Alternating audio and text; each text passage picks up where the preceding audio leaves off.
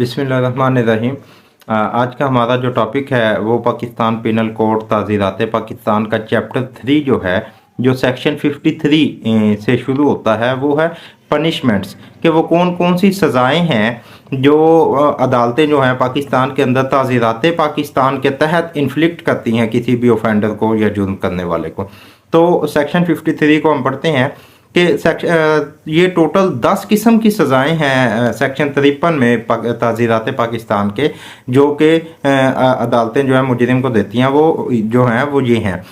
इसमें जो सबसे पहली एक किसास है, दियत है, अर्श है, दमन है, ताज़ीर है, फिर है डेथ है, इम्प्रिजनमेंट फॉर लाइफ है, और फिर इम्प्रिजनमेंट एक अलग से है। उसके बाद नौवीं जो है वो फॉरफीचर ऑफ प्रॉपर्टी है, और 10वां जो है वो फाइन की सज़ा है। जो इसमें सबसे पहली सज़ा है किसास की।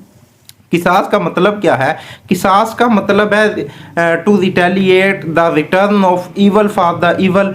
अगर किसी ने किसी को कोई चोट पहुंचाई है तो उसको सेम बिल्कुल उसी नोयत की चोट जो है उस जो है मुजरिम को या उस ऑफेंडर को पहुंचाई जाएगी। जो हमारा किसास है, ये किसास जो डिफ़ाइन है वो सेक्शन 299 के जो है ताज़ीरात पाकिस्तान का, उसमें ये डिफ़ाइन किया गया है कि किसास है क्या। तो punishment by causing similar hurt at the same part of the body of convict as he has committed to the victim, or causing his death if he has committed qatl amd in exercise of the right of victim or अव्वली। अच्छा, अब किसास की अगर अदालत ने सज़ा देनी है किसी मुजरिम को, किसास की सबसे पहली बात ये है कि किसास जो है अदालत ने जब किसास में सज़ा देनी है तो इसके लिए ज़रूरी है कि अदालत के पास 2 आई विटनेस हों, और वो 2 आई विटनेस जो हैं वो ऐसे हों कि जो तज़कियतुश्शहूद के स्टैंडर्ड पे पूरे उतरते हो। अब ये तज़कियतुश्शहूद क्या चीज़ है? ये एक स्टैंडर्ड्स हैं विटनेसेस के लिए जो सेटल किए हैं हमारे इस्लामिक पिनल सिस्टम ने, जिसमें जो लोग गवाह दे रहे हैं उनकी क्रेडिबिलिटी चेक की जाती है, उनके किरदार को देखा जाएगा, उनकी ट्रूथफुलनेस चेक की जाएगी कि कितनी सच्चाई है इन लोगों में, इनका किरदार कैसा है, और ये मेजर सिंस जो गुनाह कबीरा से बचने वाले लोग हैं कि नहीं। तो ये ज़रूरी है कि जो भी आई विटनेस हो, अगर अदालत ने किसास की सज़ा देनी है तो जिन लोगों की गवाही अदालत कबूल करके सज़ा दे रही है मुजरिम को, तो उसके लिए वो जो 2 आई विटनेस है वो मस्ट फुलफिल कर रहे हो रिक्वायरमेंट ऑफ तज़कियतुश्शहूद। अब इसमें एक तो चीज़ें जो हैं कि किसास की सेक्शन 307 जो है ताज़ीरात पाकिस्तान का, वो 4 ऐसे केसेस बयान करता है कि अगर अदालत किसास में सज़ा सुना दे, उसके बावजूद भी जो है किसास को इन्फोर्स नहीं किया जा सकता। देखिए, अदालत एक तो फैसला सुनाती है, फैसला लिख देती है मुजरिम के ख़िलाफ़, अब वो तो है सिर्फ फैसला होना। अब उसकी अमल दरामद, उस पर एग्जीक्यूशन, उसकी इन्फोर्समेंट जो है वो एक अलग प्रोसेस है। अब जब अगर किसास में अदालत ने किसास का फैसला सुना दिया कि इसने कत्ल किया और उसके बदले में इसको कत्ल किया जाएगा, फांसी दी जाएगी, कत्ल किया जाएगा, तो अब 4 ऐसे केसेस हैं 307 सेक्शन में जो कहते हैं कि किसास एग्जीक्यूटेबल नहीं होगा। किसास की बेशक सज़ा सुना भी दी अदालत ने, लेकिन किसास जो है वो इन्फोर्सेबल नहीं हो सकता। वो 4 केसेस कौन से हैं? पहला केस तो ये है कि अगर जो ऑफेंडर है, जो मुजरिम है, जिसको किसास की सज़ा अदालत ने सुनाई है, वो किसास की सज़ा एग्जीक्यूट होने से पहले खुद ही अपनी नेचुरल मौत ही मर जाए, तो इस सूरत में उसके खिलाफ किसास की जो पनिशमेंट है वो एग्जीक्यूटेबल नहीं है। दूसरी जो है केस वो ये है कि अगर किसास का जिन लोगों का जो राइट थे, वली थे, मुतवफ़ी जो कत्ल हो गया आदमी, उसके जो वली हैं उनमें से कोई एक बंदा भी वली जो है वो अपना राइट ऑफ किसास को वेव कर दे, छोड़ दे, तो इस सूरत में भी जो है किसास में फिर उस शख्स को सज़ा नहीं होगी, फिर उसके लिए उसकी सज़ा को अल्टरेशन की तरफ चला जाएगा, इम्प्रिजनमेंट फॉर लाइफ की तरफ अदालत उसकी सज़ा को बदल देगी। फिर तीसरा केस जो है वो ये है कि अगर किसास का राइट खुद ऑफेंडर जो मुजरिम है खुद उसके ऊपर आ गया, उसके पास ये राइट आ गया कि वो मरने वाले का किसास ले सकता है, वली बन गया, तो अब इस सूरत में भी मिसाल के तौर पे कातिल ने एक शख्स को मारा और जो मरने वाला मकतूल था उसका जो पीछे वली है, वली अब और अगर कोई था तो वो मर गया, उसके बाद सिर्फ ये एक ही वली रहता है, मकतूल जो कातिल है वो खुद उसका वली बन जाता है, तो इस सूरत में भी उसके खिलाफ जो किसास की सज़ा एग्जीक्यूटेबल नहीं होगी। और चौथा जो पॉइंट है वो ये है कि अगर कातिल ने कत्ल किया है, उसको किसास में सज़ा हुई, तो अब क्या होगा। अब इसकी मिसाल हम एक मिसाल से समझते हैं कि राइट ऑफ किसास किसी ऐसे शख्स पे डिवॉल्व हो गया जिसको जो कातिल के खिलाफ जो है वो अपना राइट ऑफ किसास एग्जीक्यूट नहीं करवा सकता। इसकी मिसाल ऐसे है कि एक शख्स ने अपनी बीवी के भाई को कत्ल किया।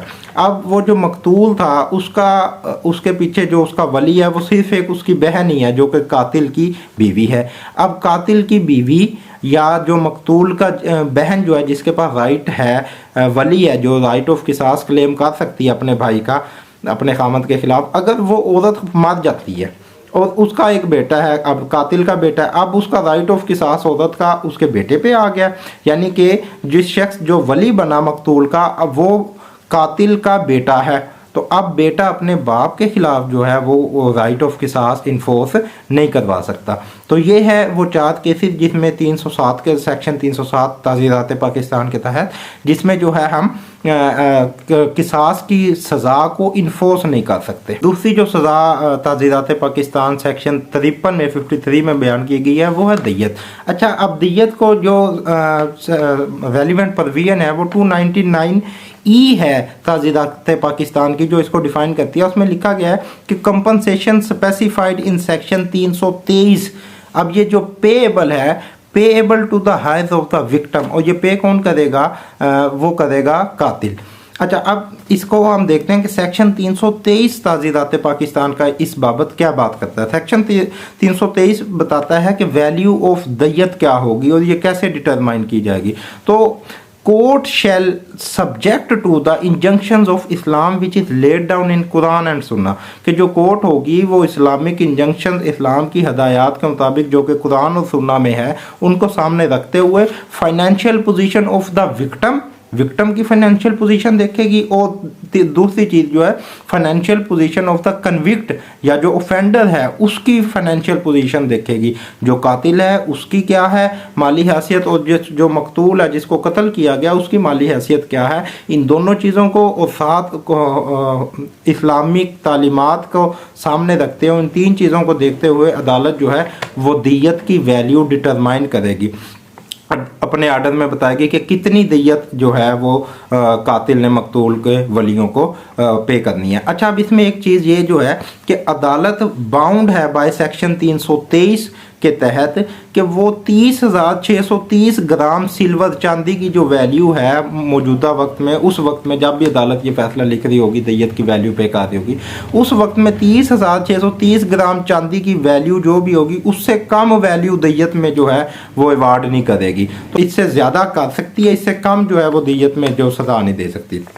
अच्छा, अब दियत की सज़ा अदालत कब देती है, उस केस में देगी। सबसे पहली बात कि सिर्फ कत्ल के केस में दियत होती है। कत्ल के अलावा अगर जिस्म पे कोई ज़ख़म हुआ है, हड्डी टूट गई है, तो उस सूरत में दियत में सज़ा नहीं अदालत देगी, कत्ल की सूरत में देगी अगर किसी कातिल ने जो है वो कत्ल किया।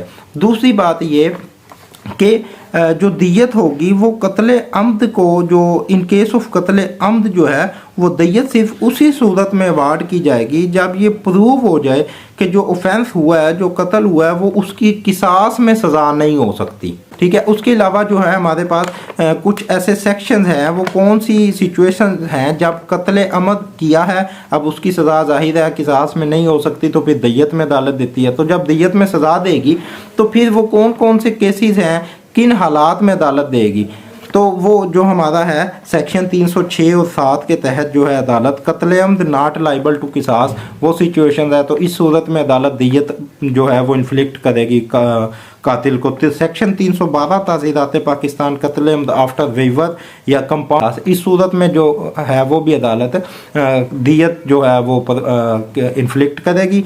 सेक्शन 315 कत्ल शबीह अम्द या 318 सेक्शन कत्ल बिल ख़ता और 321 सेक्शन कत्ल बिल सबब। तो ये 4-5 सिचुएशन हैं कत्ल की जो मुख्तलिफ इकसाम है। इन तमाम इकसाम में जो है अगर किसास में सज़ा नहीं हो सकती तो फिर अदालत जो है दियत जो है वो कातिल को दियत की सज़ा जो है वो इन्फ्लिक्ट करेगी। और इसमें एक जो और बात है वो ये है कि खाली दियत के साथ ताज़ीर में भी सज़ा अदालत देगी। तो अब हमारी जो तीसरी किस्म है सज़ा की, जो सेक्शन 53 ताज़ीरात पाकिस्तान के तहत बताता है, वो अर्श है। अब अर्श क्या है, हमने देखा अगर तो कत्ल होता तो उसकी सज़ा या किसास है और या फिर दियत है। अच्छा, अगर कत्ल के अलावा कोई और चोट पहुंचाई या किसी की हड्डी टूट गई या जिस्म पे कोई भी चोट ज़ख़म पहुंचाए, तो अब उसमें अगर तो वो ज़ख़म मेजर है, बड़ी सीरियस कंडीशन का है, तो फिर तो उसकी जो सज़ा होगी वो अर्श होगी। तो अर्श क्या है, ये अर्श में जो अर्श है जो सज़ा की किस्म, इसके अंदर अदालत अमाउंट, एक पैसों की अमाउंट होती है, वो मुजरिम को या जो ऑफेंडर होता है उसको कहती है कि आपने ये अमाउंट, ये जुर्माना आपने भरना है। और ये जो अमाउंट होती है ये ऑफेंडर जो है वो विक्टिम पार्टी को देता है, यानी कि it is payable by the offender to the victim या वली। अच्छा, अब इसमें जो चीज़ हम देखेंगे अर्श में, इसको सेक्शन 299B इसको डिफाइन करता है। अर्श means compensation specified in Pakistan penal code to be paid by offender to the victim. अच्छा, अब जो अर्श होता है ये एक ख़ास स्पेसिफिक रेशो होती है, परसेंटेज होती है, ये फिक्स होता है, अर्श फिक्स होता है अर्श जो है, लेकिन ये डिपेंडेंट होता है दैयत पे। अब मैं इसकी आपको मिसाल ऐसे देता हूँ कि सेक्शन 337 क्यू जो है पाकिस्तान पीनल कोड का, वो कहता है कि अगर इंसान के जिस्म में जो है कोई ऐसे आर्गन जो सिर्फ एक है, वाहिद हैं, जैसे हमारी ज़ुबान एक है, नाक एक है, तो इस तरह जो जिस्म के ऐसे आर्गन जो एक ही हैं, अगर उसको काट दिया जाए, कोई ऑफेंडर है, कोई मुजरिम है, वो किसी का नाक काट देता है, तो अब इस सूरत में उसको, इसकी जो सज़ा होगी वो अर्श होगी। अच्छा, अब अर्श में जब एक ही जिस्म का ऐसा आर्गन, ऐसे जिस्म के आर्गन जो एक ही तादाद में होते हैं, तो अब उस सूरत में अर्श जो कि में जो अमाउंट उसको पड़ेगी, अदालत जुर्माना सज़ा देगी, वो अर्श बराबर है पूरी दैयत के। अच्छा, और जो 337R है सेक्शन, वो कहता है कि अगर कोई ऐसे हमारे इंसानी जिस्म के आर्गन जो तादाद में दो होते हैं, जो जोड़े की सूरत में, जैसे कि दो कान हैं, दो आंखें हैं, दो होंठ हैं, दो हाथ हैं, दो पाँव हैं, दो टांगें हैं, तो अगर इनमें से कोई एक आर्गन जो है वो काटा जाता है, उसको इतलाफ़ कर दिया जाता है, ज़ाया कर देते हैं, या उसकी काम करने की सलाहियत को ख़त्म कर देता है मुजरिम या ऑफेंडर जो है, किसी की कान काट दिया, हाथ काट दिया, तो में जो उसको सज़ा मिलेगी वो अर्श की होगी।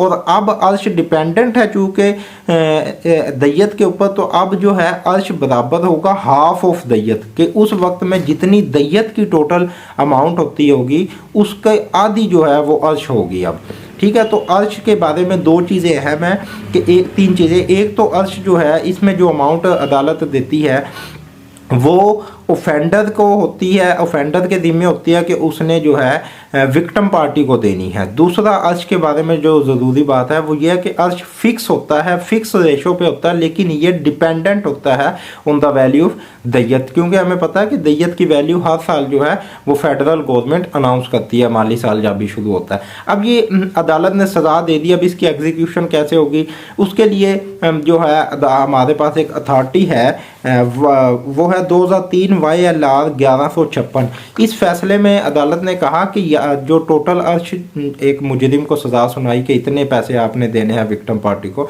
तो या तो वो इकट्ठे दे दिए जाएंगे या भी 3 साल की एक साथ उसमें बना ली जाएंगी। अच्छा, अब एक केस ऐसा होता है कि एक आदमी जिसको अर्श में सज़ा हुई है ऑफेंडर को, वो पैसे दिए बगैर जो है पैसे नहीं देता, तो क्या होगा, तो फिर उसको सिंपल इम्प्रिजनमेंट होगी, जेल जाएगा वो मखसूस पीरियड के लिए, वो अदालत अपने फैसले में लिख देगी। अच्छा, अब एक केस ऐसा है कि एक आदमी है वो फौत हो गया, उसने, उसको अर्श में सज़ा हुई थी कि उसने एक मखसूस अमाउंट जो है वो विक्टिम पार्टी को देनी है जिसको उसने हर्ट किया, जिसके जिस्म पे उसने ज़ख्म किया।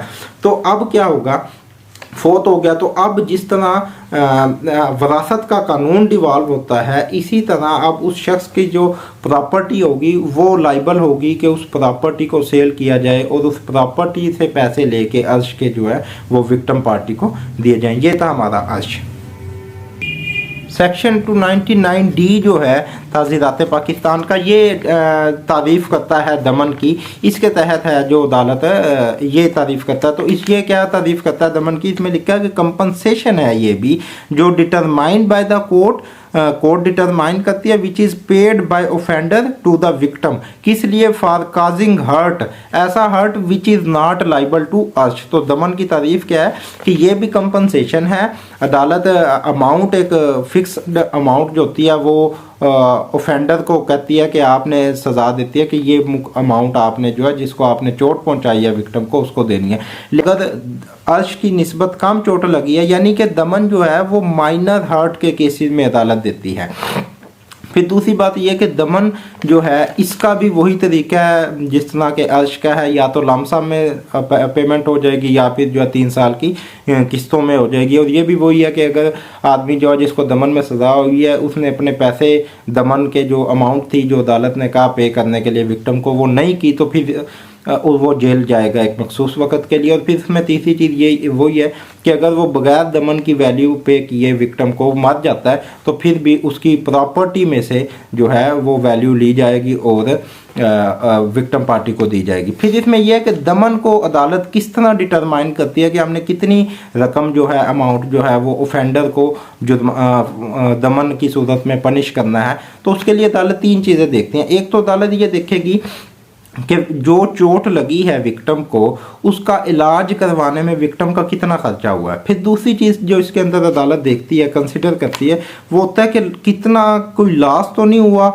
विक्टिम पार्टी के किसी आर्गन का या किसी उस आर्गन के जहाँ पे चोट लगी है हाथ पे पाँव पे या बाजू पे, तो उस जिस्म के हिस्से के फंक्शनिंग में काम करने में कोई मसला किस हद तक आया है। और तीसरी चीज़ जो इसमें अदालत कंसिडर करती है वो है कि विक्टिम को कितनी तकलीफ हुई है इस चोट से। तो इन 2-3 चीज़ों को सामने रखते हुए अदालत जो है वो दमन की वैल्यू अमाउंट जो है वो तय करती है और ज़्यादा पनिशमेंट जो है वो ऑफेंडर को इन्फ्लिक्ट करती है। तो अर्श है और जो दमन की सज़ा अदालत सुनाती है तो ये ज़रूरी नहीं है कि सिर्फ इसमें जो है अदालत मॉनिटरी पनिशमेंट की सूरत में कंपनसेट करवा देगी विक्टिम को और जो ऑफेंडर है वो सिर्फ पैसे भर के जो है बच जाएगा, बल्कि अदालत अगर इसमें समझती है तो अदालत दमन में भी अमाउंट के साथ साथ और अर्श की सूरत में भी अमाउंट के साथ साथ जो है ताज़ीर भी इन्फ्लिक्ट कर सकती है और उसको इम्प्रिजनमेंट भी कर सकती है। खैर हमारा जो 5वीं सज़ा है सेक्शन 53 ताज़ीरात पाकिस्तान के तहत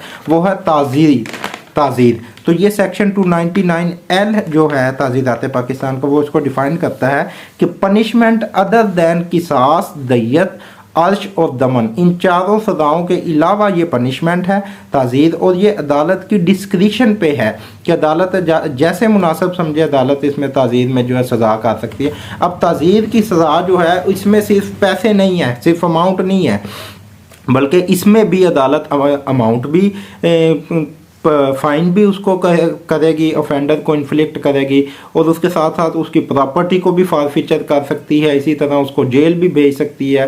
ठीक है, तो ये फ्लॉगिंग वाला ये सारा ताज़ीर में इसकी सज़ाएं हो सकती हैं, ऐड हो सकती हैं। अच्छा, जो फ़र्क है ताज़ीर में और अर्श और दमान में कि अर्श और दमन और दियत इसमें जो अमाउंट होती है ये जो शख्स ऑफेंडर होता है, जो मुजरिम होता है, वो विक्टिम पार्टी को जिसको चोट लगी है, जो फोत हुआ है, जिसका नुकसान हुआ, उसको देता है पैसे जो अदालत अमाउंट इन्फ्लिक्ट करती है ऑफेंडर को। जबकि ताज़ीर की अगर सज़ा होती है तो ताज़ीर के अंदर जो अदालत अमाउंट इन्फ्लिक्ट करेगी ऑफेंडर को वो अमाउंट गवर्नमेंट के ख़जाने में जाती है। ये एक बुनियादी फ़र्क है जो ज़हन में रखना है। और फिर उसके बाद जो है ताज़ीर के अंदर हमने देखना है कि किसास और ताज़ीर में क्या फ़र्क है। जो किसास है ये अल्लाह का बनाया हुआ जो लॉ है, it is the law which is made by Allah Almighty. जबकि जो ताज़ीर है ये मैन मेड लॉ है, ये इंसानों ने खुद बनाया है। ये एक जो है इसमें एक फ़र्क है। फिर हमारी जो 6ठी सज़ा है ताज़ीरात पाकिस्तान सेक्शन 53 के तहत वो है डेथ पेनल्टी।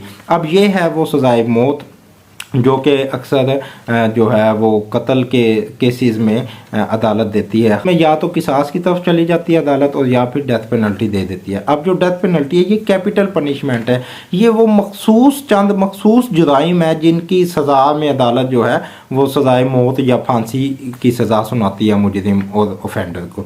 अब वो कौन कौन से केसेस हैं, मिसाल के तौर पे जैसे कि हाईजैकिंग हो गई, ये हमारा सेक्शन 403 जो है पाकिस्तान पीनल कोड का वो बताता है कि इसके तहत उसकी सज़ा जो है वो डेथ पेनल्टी होगी। इसी तरह सेक्शन 302 के तहत अगर मर्डर में आदमी को सज़ा मिल रही है तो उसमें भी उसको डेथ पेनल्टी की सज़ा हो सकती है।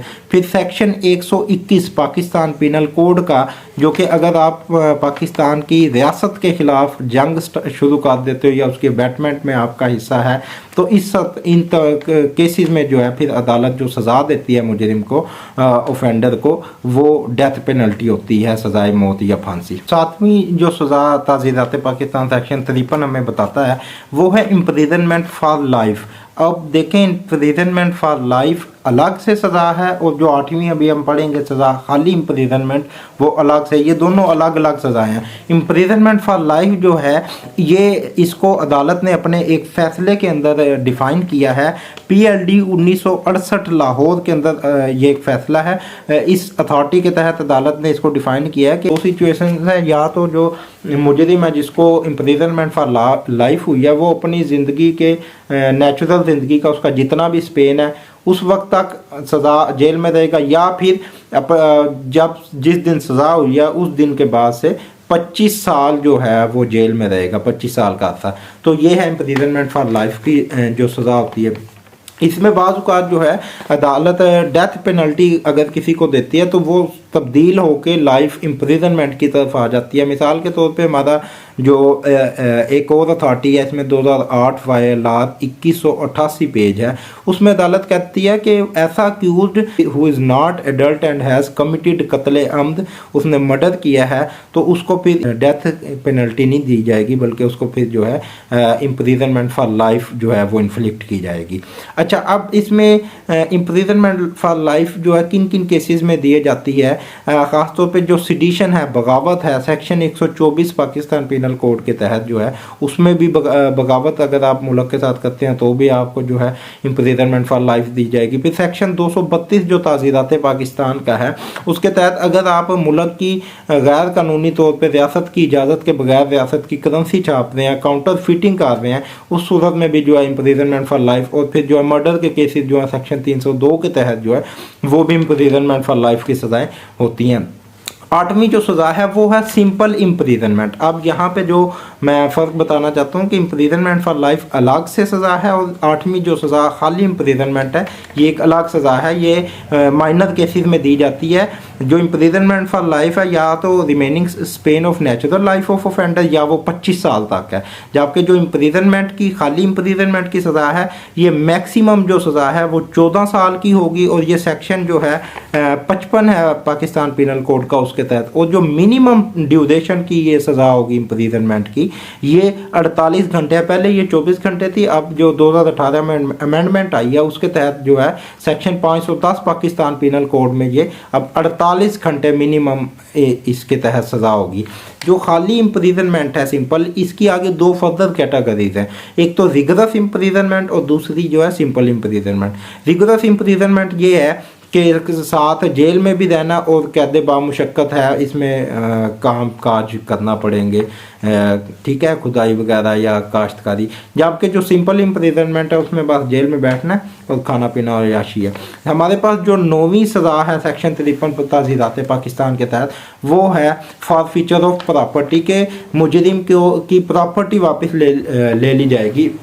अब ये किन केसेस में फॉरफीचर ऑफ प्रॉपर्टी होता है कि सेक्शन 126 के तहत जो है वो अगर आप डिप्रीडेशन कर रहे हैं on the territory which are par out as peace with Pakistan, और सेक्शन 127 के तहत जो अगर आप कोई ऐसी प्रॉपर्टी रिसीव कर रहे हैं जो जंग में मुल्क के ख़िलाफ़ इस्तेमाल हुई हुई है तो उसमें भी आपको जो है वो प्रॉपर्टी हुकूमत जब्त कर लेगी। और फिर जो है एक ऐसा पब्लिक सर्वेंट जो अपनी ओहदे का नाजायज़ इस्तेमाल करते हुए कोई प्रॉपर्टी बना लेता है, ज़मीन और दौलत इकट्ठी करता है, तो अगर उसको सज़ा मिलती है तो उसमें फॉरफीचर ऑफ प्रॉपर्टी जो 9वीं सज़ा है, इसके तहत फिर उसकी सारी प्रॉपर्टी भी जो गैर नाजायज़ होगी वो जब्त की जा सकती है। और 10वीं और आखिरी सज़ा फ़ाइन की है, जो सेक्शन 53 ताज़ीरात पाकिस्तान इन्फ्लिक्ट करती है किसी भी ऑफेंडर पे। तो फ़ाइन क्या है, ये भी वही चीज़ है कि उसको एक पर्टिकुलर अमाउंट जो है वो देना पड़ती है। और फ़ाइन अगर लाजमी नहीं है कि